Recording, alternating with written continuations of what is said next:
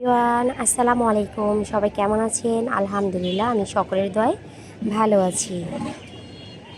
দেখেন কি সুন্দর থানকুনি পাতা।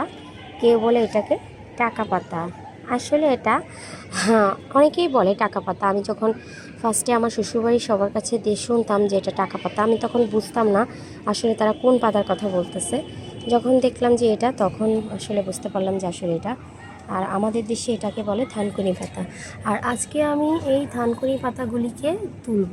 দেখেন কি সুন্দর, মাশাআল্লাহ, অনেক সুন্দর থানকুনি পাতা হয়েছে। আর যে কোনো সবজি তুলতে আমার খুবই ভালো লাগে। আর এই থানকুনি পাতাটা মানে খাইলে অনেক উপকার। চেষ্টা করবেন যাদের যাদের মানে বাসার কাছে বা বাসায় আছে তারা খেতে। এখন তো অনেক সময় বাজারেও এটা কিনতে পাওয়া যায়।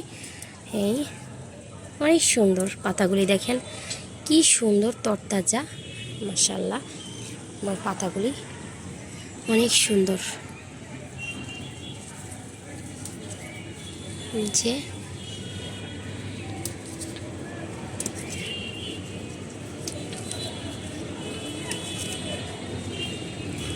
অনেক দিন পরে ছাদে আসছি, আর এসেই তো দেখি মাশাআল্লাহ অনেকগুলা কামরাঙ্গা তুলেছি। অবশ্যই ওগুলো আমি অন্য একটা ভিডিও করেছি, অবশ্যই আপনাদের সাথে শেয়ার করব।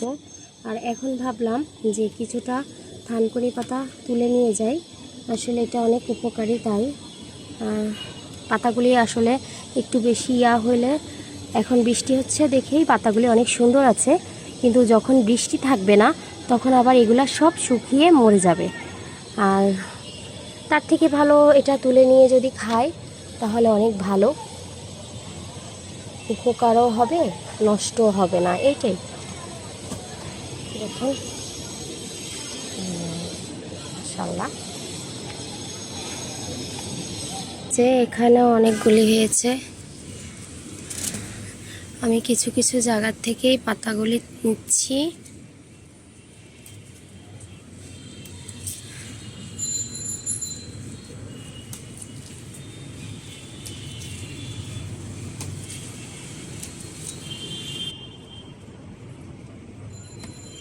অনেক সুন্দর পাতাগুলি, তরতাজা। আমার ভিডিওটি আপনাদের কাছে কেমন লাগতেছে জানি না, কমেন্ট করে জানাবেন। আর যদি ভালো লেগে থাকে লাইক কমেন্ট শেয়ার করবেন। আর সবসময় বেশি বেশি দোয়া করবেন আমি যেন নতুন নতুন ভিডিও দিতে পারি, সেই জন্য।